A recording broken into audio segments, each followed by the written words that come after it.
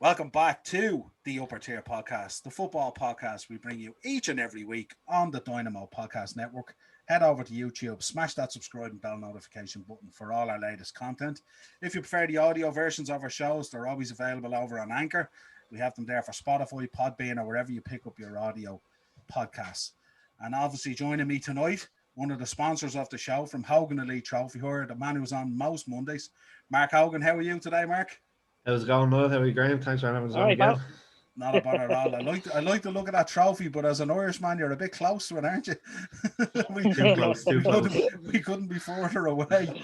Exactly. And also joining me tonight, obviously, Spurs, Pats, Dubs. This man, a big sportsman. Graham, how you doing? I'm good. Good now. Thank you. Brilliant. Great to have you on.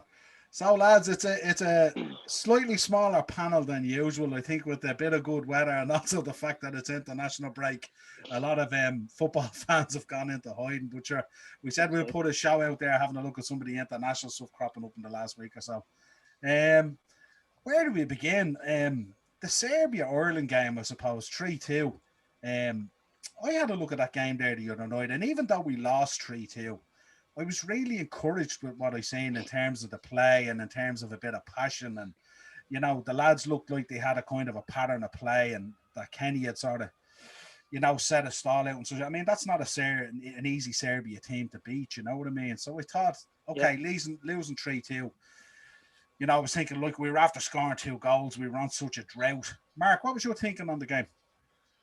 Yeah, same as yourself. You know, when we went 1-0 up, I just thought to myself, right, just keep the ball, play as they were. But it was just mistakes again that cost us. You know, I felt sorry for Mark Travers as well. It's his international debut. He hasn't really been playing at all. He's been Bournemouth's second choice keeper. He went out on loan at Swindon and got called back just before Christmas, I think it was. And he was just called back just to sit on the bench. So it's always tough for a keeper like that. It's the same with Randolph. He's not getting his game either. And Kelleher for Liverpool isn't getting their game either, you know. But, yeah, there was some decent performances there. It's good to see that they were trying to play some football. If anyone knows Stephen Kenny, when he was managing Dundalk, he likes to use the overlapping fullbacks. Obviously, he used Dane Massey when he was down in Dundalk and stuff. So, but, yeah, I was encouraged. But then, obviously, we'll talk about Saturday, and it's just all down the pan then. Yeah, I suppose when you look when your man picked up that ball on the right, I turned around to Ben. I was watching it, Ben, and I said, he's gonna lob him here. And that's exactly what he did. And I had lob written all over. Graham, yeah, Graham, but yeah, go ahead, Mark. Sorry, no, we're just gonna say Mark's actually he's a good goalkeeper. I've refereed him when he played with Lucan United. He's a decent lad, and I was so, you know, disheartening to see that his debut when he makes a mistake like that, because that's gonna stick with him for a while. He'll come back better for it. You know what I mean? You know what I mean. You learn from these things as well when you're at that level. You know, I felt a bit sorry for O'Shea as well, who got caught out for the goal as well when Clark missed the header to clear it. Yeah. You know what I mean? So look, it's a whole new team nearly. It showed Mitrovic's experience as well, getting in between the two and getting a fantastic header. That Travers had no chance for that one. Yeah. Graham, what was your feeling on it? Yeah, I thought it was actually a great performance from the lads after the stump we've been in the past. I was actually watching the game here. I'd never seen my dad fucking scream so loud, apart from a sports match when the Ireland goal went in. We went 1-0 up, and then after that, it was like Serbia all over us. And then I was surprised that we actually got a second to make it 2-2, and then we were just unlucky that we lost 3-2. But I thought it was good to play, good performance from the lads. You know, like I said, new team and all that. I had hopes going into Saturday against Luxembourg, but we'll talk about that now. We're fucking needy. Yeah, I think looking at the Serbia game, what you know, what I was most happy about as well is the fact that the lads kept on trying and they were creating chances as well. Like we never felt at any stage. I think for a passage of about 15, 20 minutes of play there, Serbia had us on the back foot a lot. But I think we were still pushing forward and trying to create something, you know, and like, you know, sometimes you're looking at the kind of pattern of play that you want to play and how you want to play, but you just may not have the quality there to actually do it, you know what I mean? And I mean, you look back at Jack Charlton's career as Ireland manager, I mean, he knew the strengths and weaknesses of the players, and that's why he played the way he played. I can't imagine if he had been playing with 2 overlapping fullbacks either. No, I can't imagine it definitely would have not. worked out well for him either, So yeah, then we move on to Saturday, I think it was, and we played Luxembourg, and this was a home tie. This was a chance now. We're after scoring 2 goals. We narrowly got beaten by Serbia, who arguably are the second best team in the table. So it was a chance to lay down a marker, get 3 points, score a few goals, change it up slightly, bring a few more players in, see what we could do. But I think for the first, say, 15, 20 minutes, maybe half an hour, we were the dominant side. We were getting stuck in. We were winning everything. We were pushing. We just couldn't get that breakthrough. We were so unlucky that time with Collins when he came in. Off that fabulous ball in from Robinson was outstanding, And I think once that didn't go in, the hearts dropped a little bit. It was like a sitter that we had missed. And then Luxembourg sort of grew into the game. What was your thinking on it, Mark? To be honest with you, like you said, first half we knocked that round well. There was spells where you thought this, we were gonna score. But fair play to Luxembourg, they turned up with a tactic that really worked. They were very well organised. In the second half, we got to a certain point on the pitch, and it was like a bottleneck. There was just red jerseys everywhere. Like you said, James Collins had a great chance to with that kind of overhead kick. We only had 3 shots on target though against Luxembourg, who are 98 in the world. You can play all the good football you want, but if you're not finishing those chances, it's pointless. I was even looking, I think they've won how many 6 World Cup qualifiers or something? Did they say after the game? You have to be beating Luxembourg at home. These are fair enough. The games against Portugal and Serbia, you're thinking, right, if you can nick a draw away, maybe. But you have to be winning your home games, especially against, say, Azerbaijan and Luxembourg. They're the points that you need to actually finish top of the table, or not even top, but even second in the table. But you look at it, we brought on Shane Long. He hasn't scored a goal for Ireland since 2016. We're chasing the game. It's just the pool of players we don't have. We don't have the strength and depth, I don't think, to be able to cope. Before the group. Was when the group was drawn out, you looked at going, right, Serbia and Portugal, but we're actually, we're getting put to the sword by Luxembourg. It's unreal.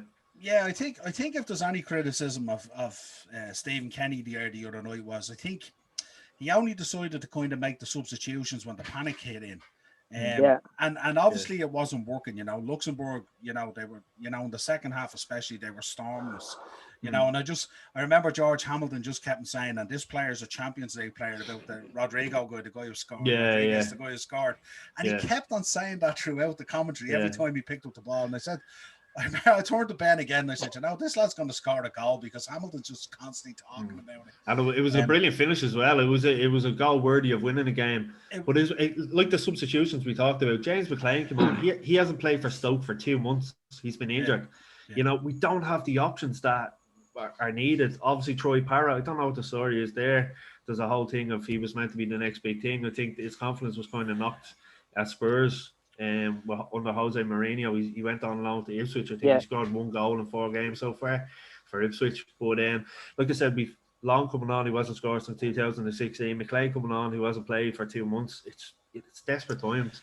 I was thinking he might pull Shane Duffy on and just throw him up front and just start lobbing balls over the top for the last few minutes of the game. It's the only way I thought we could have scored. Yeah, it's kind of, when you look at the substitutions, Graham, coming on, it's hard to look at them and think, if he's trying to play this new way of playing, this passing out from the back and overlapping fullbacks and all, that's foreign to the likes of McLean and Shane Long and lads like that, you know what I mean? So they're not going to have a clue what's going on there in reality. Yeah. I don't know, you kind of like, and it's, you hear a lot of people at the moment and they're talking about, it was all over social media, Kenny out and all this sort of thing. He's been dealt a horrible hand. He's been absolutely dealt a horrible hand. He's hardly any players there to pick from. People are blaming Kenny, but it's the player. It's not the players' fault. He just had just a bad bunch of players he to pick from. We heard Brian Kerr talk about after the game. He mentioned the FAI there years ago that this was about to happen. This was going to happen. You need to invest in your youth and your development, and you have your own league here in the League of Ireland. you have young lads like playing for like the Rovers and Pats and Bows, and like they're never going to get a look in the Irish squad unless they go to England and play in the Championship or League One. You know, because they're not just the FAI are not going to look at the League of Ireland here. They're not going to look at any players if you're lucky. Well, you see, the interesting thing about it when we talk about it is if you look at the underage level, we've had a lot of success at the underage level. Like if you go back and look at our under 21s and our under 20s and our under 18s and stuff like that. They've done back in the day, yeah. Yeah, but not even back in the day. Even if you go back and even if you go back over the last 4 years, they've somewhat had some success. They've gone out there and they've played well and got results. You know what I mean? But it just never seems to transition up into the senior side then, whatever it is. Yeah. And it's a strange one with Stephen being in charge because his background is underage level. You know what I mean? In terms of the Ireland setup and stuff like that. So he should know better than anyone. Potentially what he has coming through. But we look at it. Go ahead, Mark. No, I was just going to say you're right as well. He's after coming into the senior setup, and let's face it, it's been a mess. John Delaney has left an absolute mess there. If you look at it, Robbie Keane is still getting paid $250,000 a year by the FAI. That he's still employed, but he doesn't have a coaching role because Stephen Kenny doesn't want him. But FAI tied him down to a contract till 2022, so he's still getting $250 a year from an organisation that are seemingly struggling. We have all these things. Like you said, the pool of players aren't there. He tries to promote the younger players. It doesn't happen. People are giving out, and you're like, them. But who? Like you've James Collins. He's playing for Luton. He's 30 years of age. The biggest team he's played for is Luton. He's played for the likes of Shrewsbury Town and all. These are the type of players that we have to get in. We've no other option. There was talk of, we said on the podcast before, there was talk of Bamford and all coming in. That's forget about getting players like that in.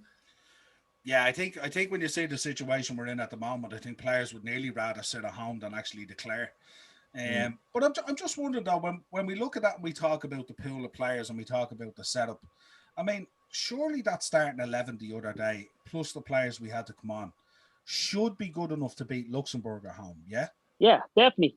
Definitely, yes. So they should be good enough to that. So I suppose, in some respects, we can feel for Stephen Kenny as well, because, I mean, let's be honest as well, he was thrust into the job a lot earlier than what he was supposed to be, either when Mick McCarthy decided to walk. So we have to allow for that as well. But I just think, I was looking at those players there the other night, and, I was looking, apart from the goalkeeper, Mark, who you've refereed matches with him now, he's an outstanding keeper. Like, I mean, he's a really bright future in the game. And, no one's going to stop that 25-yarder that your man put into the bottom corner, But I just thought it was for me, I actually thought he was the man of the match, not Seamus Coleman, to be honest. 100%. He's a proper goalkeeper. He commands his box. He's great at crosses. She's a great shot stopper as well. Even when he was younger, I refereed him on Roadstone for Shamrock Rovers in a few games against Joey and Crumlin and all. And there'd be loads of scouts. The United where Larry Dunn, God rest his soul, he passed away last year. He's a United scout. He was up watching him, but he signed for City and he's doing really well at Rochdale on loan. Yeah. He's definitely one for the future. But I felt for him because his debut was overshadowed by the loss, which wasn't his fault because, like you said, that goal was unstoppable. Yeah, the one thing that I liked about it is, because there wasn't fans there and it was kind of quiet, you could hear him talking to his back four all the time, which I thought was really impressive. And if there was fans there, you would have never heard any of that, and you wouldn't really feel how good he was and how mature he was for such a young lad. You know what I mean? Like shouting at Coleman and all, the captain. Absolutely. Brilliant to see. Brilliant to see. And I mean, that's what we need. We need more of that. We need younger players who could potentially become leaders going down the road. But look, we move on for it. I know Qatar is coming up this week as well. I just want to say, Noel, go ahead, Graham. You go ahead. I'm sorry. I just want to say that I don't think it's Stephen Conning's fault, the way the pool of players is dealt with in a minute. I think previous managers have to take responsibility. I was reading a few months ago when Martin O'Neill was the manager of Ireland, I think it was Robbie Keane who came up to him and said that, that this whole the grandparents rule, you can have someone from England at underage if they haven't played for the first team, they can still play for Ireland. Yeah. There was, I think it was like Stephen Rice and Jack Grealish, who hadn't made their England debut yet, but they had played underage. and Robbie Keane was saying, "I should look into them lads, you know, get them to pay for Ireland." And Martin O'Neill brushed them aside, and they went off and made their fucking England debuts now, and that stories. I just think it's other managers have to take responsibility. Yeah, you but know? I think in Declan Rice's case, he was chased and he was asked to declare, and he decided to declare for England. Yeah. With Jack Grealish, there's no doubt without a shadow of a doubt, we definitely dropped the ball on that one. Did Declan Rice play against Turkey in that friendly, and then he went hiding, and I think his dad and his agent were in his ear saying, you know, Gareth Southgate is interested, and don't declare just yet, you know. Yeah, and I mean, you can understand that as well, because obviously the value of a player is very different if you declare from England and make your international debut for England as opposed to Ireland. You know what I mean? So it's But the amount of players that still Harvey Neville, Philip Neville's son, is playing for Ireland underage. He's with United underage as well, but I guarantee you he'll declare for England. And it's terrible because it's taking that spot away from an actual homegrown player. Yeah, they're using our system to blood the youth to come through then to the senior team. If you like him, our Irish youth system has nearly become the feeder system for the youth. Yeah, that's it. But and a bit about Kenny as well. Sorry, you were just talking about him. Like straight after the match, I wanted his head. I said, no, forget it. 10 games, no wins. I think it's 4 draws and 6 defeats, or maybe 6 draws and 4 defeats, whatever it is. But then you look at it. The FAI can't afford to let him go money-wise. They can't afford to get anyone in. So now I'm thinking, right, what have we got? 6 games left in the World Cup qualifying campaign. Give him the 6 games, see how he gets on. Try to implement this, you know, way of playing. Because if it does work, it's really enjoyable to watch. Because, like Noel said, Jack Charlton, even Mick McCarthy, we were used to that long ball over the top, over the fullbacks. So give him the 6 games, see how he does. Like I said, in the cold-hearted day, that's what I thought. Obviously, when the full-time whistle blew, I wanted him gone. I didn't care who'd come in. I seen Tony Cascarino talking about Neil Lennon and all taking over for him. Forget it. Give him the games. See what happens. Like I said, sure, we can't afford to get rid of him anyway. Yeah, the thing about it is they've dropped them in a blender, so now they have to see what the milkshake's going to taste like. You know what I mean? They can't really, we can't just keep on sacking guys. I mean, let's suppose you were to sack Stephen Kenny and bring in Neil Lennon. What's Neil Lennon going to do with those players? Neil Lennon, he's been falling around at Celtic for over a year. You know what I mean? It's it's just, you know what I mean? And that's one thing I really hate. I really hate when managers who failed get rewarded with new jobs. You know what I mean? It's like they're rewarding failure all the time. I reckon give them the World Cup campaign and whatever happens, happens. And let's see, you know what I mean? But just, you know, I would be one of those as well that would be quick for it to turn around and say, oh, no, this is done, blah, blah, blah, blah, blah, and all this kind of thing. You know what I mean? But you know what I mean? He's been dropped into the meat grinder, really. You know what I mean? And it's like he needs all the support he can. I mean, the blame for all this ultimately lands at the FAI's door. There's no doubt about it. They have been mismanaged for years. They haven't given a damn. They've spent money stupidly or embezzled it or whatever it is, allegedly.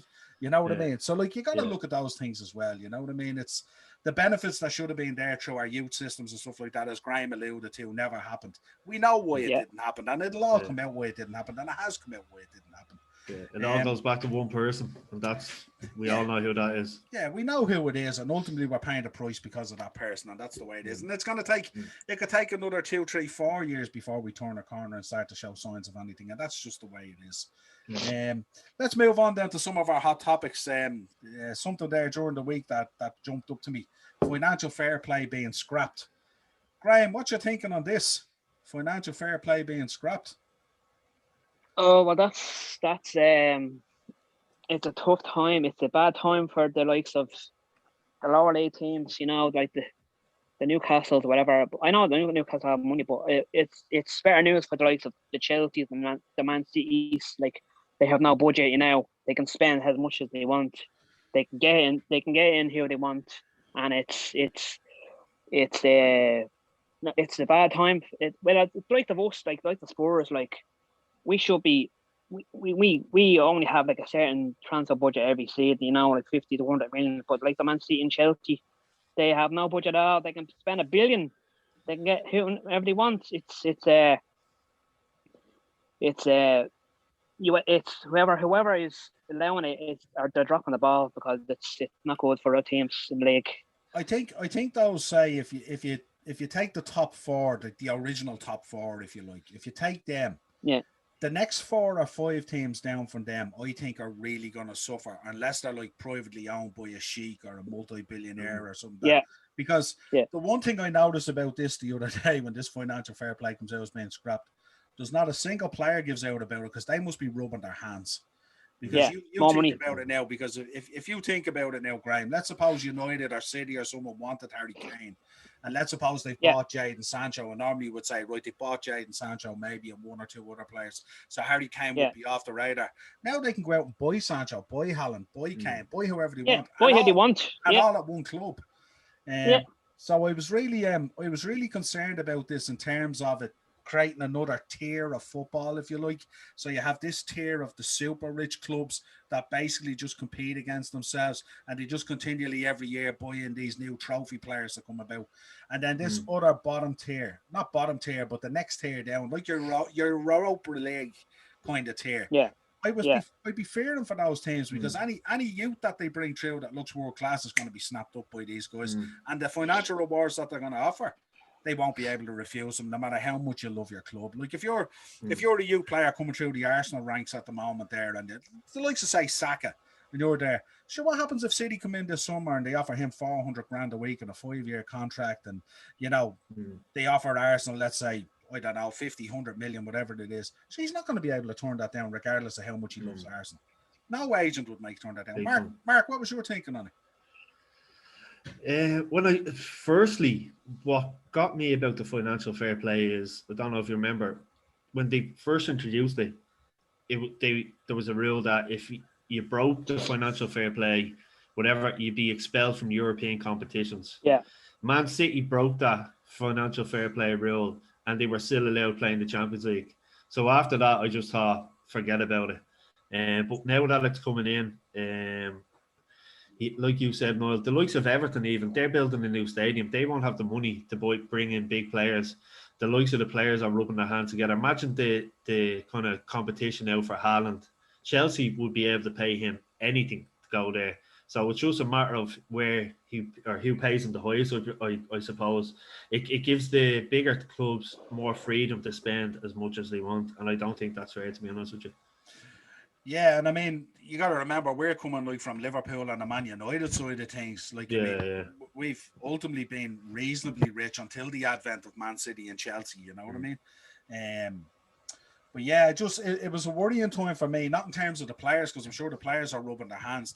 They will benefit, but in terms of, I keep on harping on about this fairness in the game and fair play in the game and stuff like that. Like, do we really want to get to a stage where we're going to be looking at the Premiership week in, week out? And, we could be conceivable looking at a team that goes a whole season, invincible, but not invincible in the way Arsenal did it. I mean, really invincible, like, what I mean? Like, we could see teams nearly wrapping up the league by January, you know what I mean? And it's just... just imagine the prospect of a Man City or a Chelsea now going out and buying, say, Sancho and Erling Haaland for next season. Like, we may as well shut the shop. Like, and it's just, I'd be really concerned about that at the moment. The other topic that came up there the other day, if you look at the England squad, and this is going to, it's close to myself as well, with Trent not being selected and stuff like that, and I would accept that Trent has had a dip in his form, but the whole Liverpool team have had a dip in their form. But this whole idea of sort of the England selection process being biased to certain clubs, when you look at the likes of Bamford being overlooked, who's been outstanding this year for Leeds, no doubt about it, and not even getting in there. What would be your thinking of that? The selection process, Mark, seems to be quite narrow in terms of the clubs. Yeah. Sure. You even seeing Jesse Lingard getting in ahead of Jack Grealish in the squad. He's probably played 4 or 5 decent games for West Ham, and he still gets in. Where Grealish has been, I think he's coming back from an injury though, isn't he? But he's been constant throughout the whole season for Villa. But yeah, there's always been that. You're seeing down the years as a United fan, you've always seen the English players getting picked ahead of maybe some of the so-called smaller teams players because of the club they come from. Also as well, I think it's got to do with the clubs and the managers' relationship, because I know the likes of Jose Mourinho and all doesn't like his players going on international duty. He kind of sees that as a hindrance, where other managers like to see their players go on international duty and progress like that. So, but definitely there is that kind of, what would you say, the top six maybe, you know, that they always get, and all the clubs out that get overlooked. Yeah, I mean, there's always one or two clubs that kind of get one player picked, or you know, something out of nowhere. You know what I mean? But it just seems to be, you know, you look. Eric Dyer was in the squad there the other day. You know what I mean? The chap's atrocious. Like, you know, he's what I not mean? good enough. Nowhere near. He should be out. So the question is he getting picked on the basis because it's Spurs and Harry Kane, and is there an influence there, and what way does it work? You know what I mean? Because he's nowhere near that level. And then when you look at the defenders that they left out to accommodate him, you know, it's just a weird feeling about it the way it goes on. You know what I mean? Also, I'd say, Graham, as well, when you look at the point that Mark made there about Jesse Lingard, you know, like it seems to be that you get picked for the England squad if you have 3 or 4 good games prior to just the selection, as opposed to your overall form. You know what I mean? Well, that's it. Yeah. But yeah, I wasn't too upset at Trent not being picked, because with the injuries we've had, I was delighted. I wanted all my players to stay in Liverpool. Yeah, give him a break. I didn't want them going anywhere, because, you know, with our luck this season, I mean, the chances are he probably would have got injured or something like that. You know what I mean? So I was hoping Harry Maguire would get injured, to be honest with you. Yeah, could still happen. Could still happen. You never know. You never know. Yeah. Like you said, Niall, the way that some managers don't want their players to go off on international duty, that's a good thing, because they don't want their players to get injured. Yeah. So like, you can pick all these players from Chelsea, United, the Liverpools, the Evertons. Okay, pick them players. Pick 5, 6 players, and then maybe 2, 3 of them might get injured, and then the fucking manager goes ballistic. Yeah. Sir Alex Ferguson used to hate that. He stopped Steve Bruce declaring for Ireland because he didn't want Bruce playing extra games. Obviously, Bruce was coming to the end of his career, but Sir Alex used to hate that. I always find as well that the international breaks tend to come at a pivotal time in the seasons all the time. You know what I mean? Like, if you think about it, the season starts, say, in August, September, and then you play what, three games, 4 games, maybe, then bang, international break. You're only getting going, you know, off a pre-season. Then, you know, even now, like, you know, you got an international break now, and then the players are coming back straight into a Premier League, straight back into European football. You know what I mean? It's always at a really bad time. You know what I mean? And I just always find that weird. It is. Imagine if we had a player good enough to, say, play under Jose Mourinho, and he says, "Oh, Jose, on Tuesday I'm just playing a friendly against Qatar." Do you know what I mean? Yeah. He tell you where to go. He said, "Get back here." Yeah. You're not going that much. Yeah. Another big topic that came up there the other day was, Graham, this is one for you. A lot of players have been coming out recently saying that Harry Kane must leave Spurs. Because, you know, this is contrary to what Ole Gunnar Solskjaer was talking about, that he needs to leave in order to win trophies and win medals. And I think even you as a Spurs fan, you'd probably agree with that somewhat. I do, but the question is, where would Spurs be without Harry Kane? You know, that's the thing. It's it was bound to happen. You know, he wasn't going to stay forever. You know, when we gave him a chance, when he came back from Leicester, we gave him a chance, and then the following season in 2014-15, he banged 21 goals, and then the critics were out saying, "Oh, he's going to be only a one season wonder," and then went out the next season, got 25, so he won 2 golden boots in a row, and then the next season he was averaging over 15 goals a season, and then I think we were unlucky when Leicester won the league. You know, that was, you know, because everyone around us had a bad season. Like, you know, Chelsea had a bad season, Liverpool had a mediocre season, Man City had a bad season. You know, United weren't got too great. Arsenal were drifting away. It was basically just us who are the bigger teams who are looking to win it. But obviously, it's just we were lucky that Leicester came along as well. That was our missed chance, you know. And then we got to the Champions League final, and you know that photo floating online where Harry Kane is walking past the Champions League trophy. You look kind of doom and gloom. I think that took something out of him. He's probably saying to himself, "I'm going to win that one day." But he's probably saying to himself, you know, I'm not going to win at Spurs. I need to move on.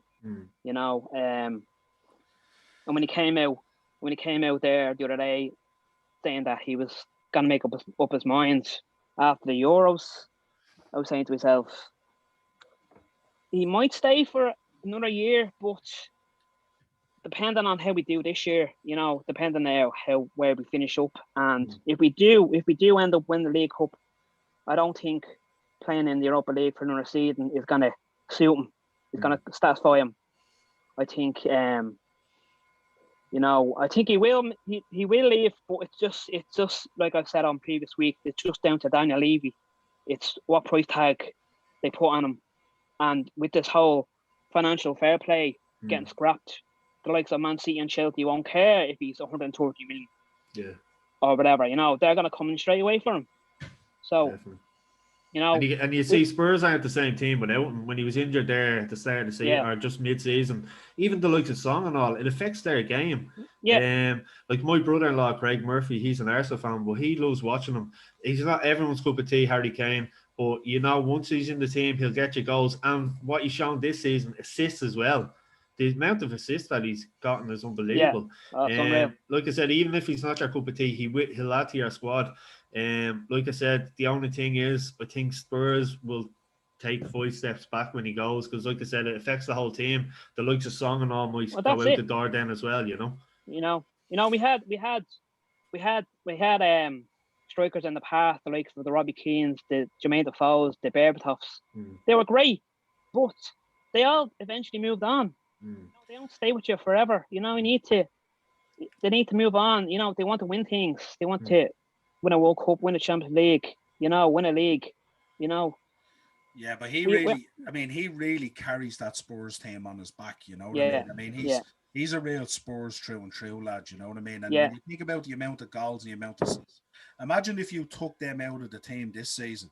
I mean, you could find yourself down in a relegation dogfight, you know, and that's not to say that if you sold him, you wouldn't replace him, but it's trying to find that player, you know, that gives you what he gives you. Like that lad, like he bleeds Spurs, you know what I mean? He's a Spurs player true and true, but I'd say he's just frustrated at the lack of ambition that the club has shown on the back of what he's trying to achieve, you know what I mean? So in some respects, I think with Spurs fans, they'd have to wish him well, and they'd have to, you know, just accept that, look, he wants to move on to something bigger. But like Harry Kane is a Champions League player. There's no doubt about it. We won't hold any grudges against him, you know. He's been wonders for us, you know. He's been averaging nearly 20 goals a season, so unless he goes to Chelsea or Arsenal. Well, that's the thing. That's probably that's probably what Daniel Levy is probably thinking of. He probably doesn't want to sell to another Premier League club. Didn't he start off at Arsenal? Didn't he? Kane, was he? Yeah, he started in the new system. Yeah. Daniel Levy will sell him to whoever comes up with the most money. Daniel Levy doesn't worry about the colour of jerseys. He worries about the paper. Yeah, colour money, that's it. Well, So the fans might... Listen, the fans of Spurs generally get told what's what, and that's it, you know what I mean? That's it, So then we move on. The last topic I wanted to touch on was the rumour circulating up at Celtic that potentially they're looking at Roy Keane with Nicky Butt as his assistant. Nicky Butt left Man United there during the week or last week, I think, under mutual terms. Let's say we'll call it that. Mark, you better than anyone could tell us what you think of this. Yeah, well, firstly, I heard Nicky Butt. I don't know how true or not. I heard rumors that him and John Murtagh, the new football director of football, had a bit of a disagreement. And obviously, Butt has been coaching there 8 years. He's been fantastic, like, you know. So, but yeah, Keane going to Celtic. What, Jesus? Like, you look at it in some ways. He went up there, and it wasn't at the standard that he wanted to be when he was a player. Imagine him going back now. Like, they don't have, like, the board are so tight. I think the most they spent over the last few years is 4 million on a player. 7 or 8 loans this season. They're so tight. You know, I think he got into football management too early. I think being the assistant manager with Villa, Nottingham Forest and Ireland, I think would have helped him. But I don't know if it's a good move, to be honest with you. And and also that you'd miss him off the telly. You know, his persona on TV is unreal. So That's it. Like he's a great Must see character. TV. Exactly. But if he does go up there, obviously Sky will be jumping on it because of the whole Gerrard and Keane rivalry, Yeah. again. But I can't see it working out somehow. With the board there and his standards, I don't think they're on the same level, to be honest with you. I don't see Roy Keane working out anywhere because I just don't believe he has the personality and the man management to actually be a manager. I think no matter where he goes, he falls out with someone. Yeah. Or he falls out with a section or something like that. Yeah. And it just doesn't work out. We seen it at Ipswich, we seen it at Sunderland, like we seen it everywhere the guy has gone. We even seen it in the Ireland camp. Even looking back at his treatment of Robbie Keane and stuff like that and all, you know what I mean? He was a great servant for the Ireland team. But I just think, he's box office when he's on the TV as a pundit. But you can imagine when he's in a dressing room, he's talking to people the same way. Yeah. And it in 2020 and 2021 and all the way up to 2030, that management style no longer works. This lark of, he was an understudy to Ferguson, really, you know what I mean? But the days of throwing a build across the dressing room or, having a proper go off someone or I'll see you out there on the pitch, those days are gone. They're long gone at this stage.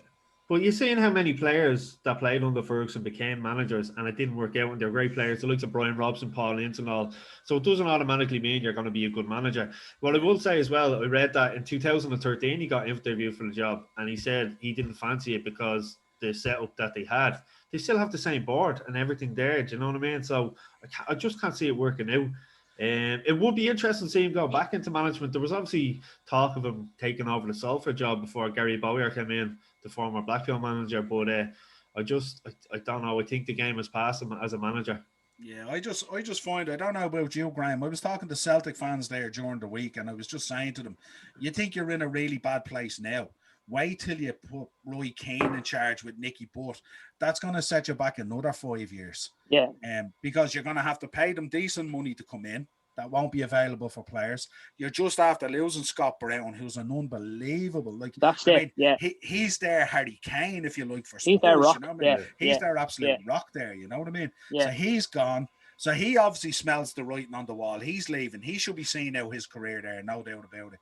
And then if you have the likes of Kane and Buck coming in with that staunch management style, and you know they're going to make it all about him versus Gerrard. Every week it's going to be him versus Gerrard.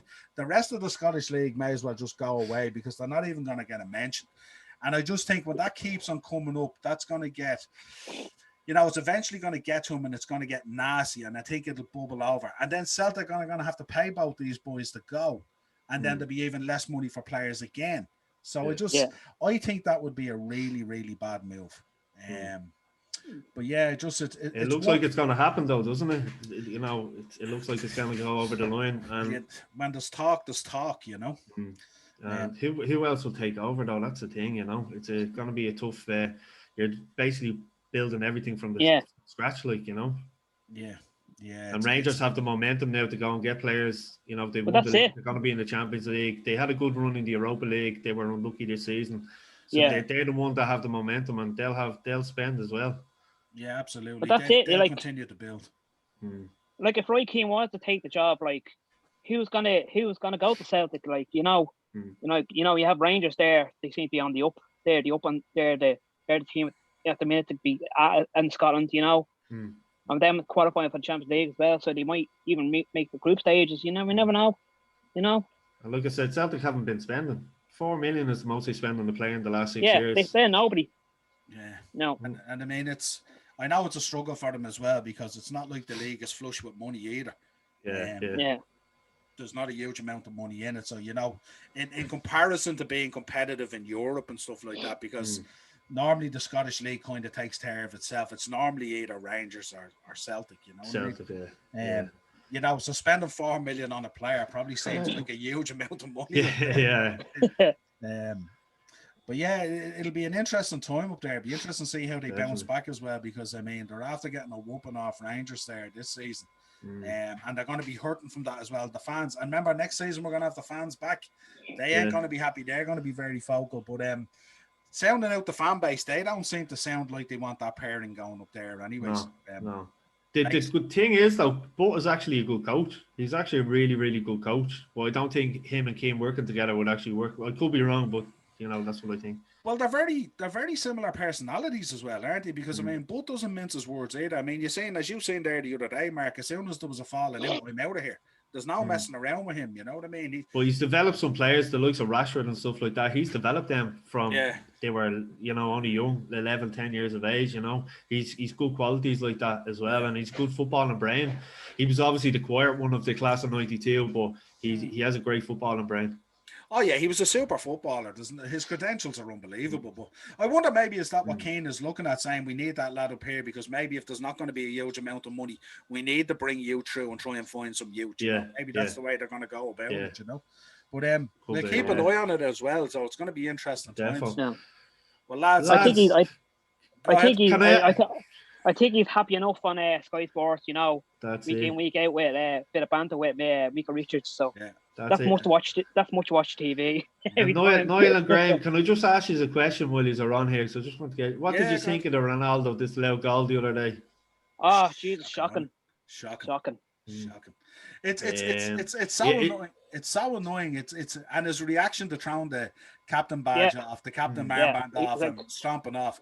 But do you know what makes it even worse? I think what makes it worse is the next day when the referee comes out and apologizes. That makes it even worse. I got it wrong.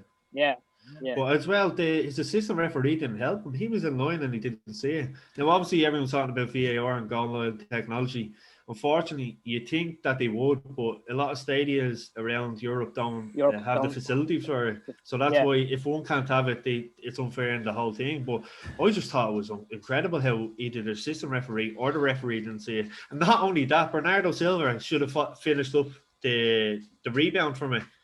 He should have scored from there anyway. I know it was over the line for Ronaldo's, but I thought Silva should have finished it.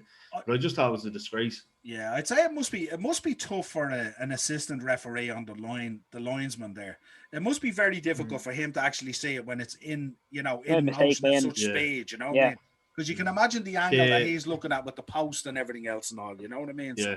I was trying to see angles of the replays, and I know there was their left full was on the back line, so I don't know if he was kind of impeding his view of it. But between the two of them, I thought it was a good 2 yards over the line. I thought, the thing about it is a quick 2-second jog across to the sideline to look at a replay of it, and nothing. Decision made. You don't even need VAR for that. You just need to go over and look at it, and you'd see clearly it was over the line. You know what I mean?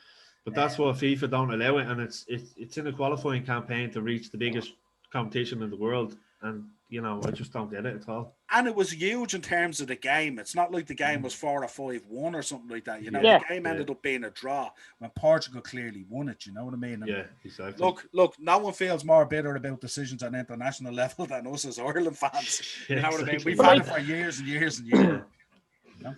But imagine something like that, happening in a World Cup final or something. If a match is 0-0 and the team go on to go 1-0 up, and something like that happens, and the referee cancels it out and it goes to extra time, maybe you'll be fucking fuming. Imagine how you'd feel if a forward jumped up and fisted the ball into the back of the net. Fuming even more, wouldn't you? Bad keeping. Peter Shilton should have had that. Yeah. Where was VAR then? Yeah, exactly. Right, lads, as always, it's been a pleasure in our slimmed down Monday mashup because of the international break. But we'll be back next week stronger than ever. For myself, Mark and Graham, as always, head over to Facebook, Hogan Elite Trophy here, if you need that bit of silverware or gold for that special occasion. I'll go cash for gold straight after this episode, lads. That's it. Also, you'll catch us. We're over on Facebook, we're on YouTube, we're on Spotify, we're on Anchor, we're on Twitter, we're on Instagram, wherever you're looking. And if you're fancy coming on the show on any stage, hit us up on any of those platforms. We'll get you on to have your say about your team. So as always, lads, been great. Chat to you again soon. Cheers, Graham. Take care. Cheers, no worries.